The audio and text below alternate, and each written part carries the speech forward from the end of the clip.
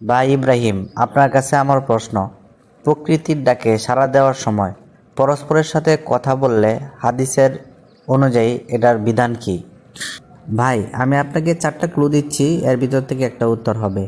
1 number হচ্ছে কবিরা গুনাহ হয়, 2 নাম্বার হচ্ছে আল্লাহ রাগান্বিত হয়, 3 নাম্বার হচ্ছে লজ্জা উঠিয়ে নেওয়া হয়, 4 নাম্বার হচ্ছে আল্লাহর রহমত থেকে বঞ্চিত হয়। ভাই, আমি এটার উত্তরটা বেছে নিচ্ছি, আল্লাহ রাগান্বিত হয়। মাশাল্লাহ ভাই, আপনি সঠিক উত্তর দিয়েছেন। ভাই ইব্রাহিম, আপনার দ্বিতীয় প্রশ্ন হচ্ছে, কোনো নারী যদি সুগন্ধি ব্যবহার করে সালাত আদায়ের জন্য বাসা থেকে বের হয় তাহলে তার বিধান কি? ভাই, এবারও আমি আপনাকে 4টা ক্লু দিচ্ছি। 1 নাম্বার হচ্ছে সালাত মুবাহ হবে, 2 নাম্বার হচ্ছে সালাত মাকরু হবে, 3 নাম্বার হচ্ছে গোসল না করা পর্যন্ত নামাজ আদায় হবে না, 4 নাম্বার হচ্ছে সালাত মাকরু হবে।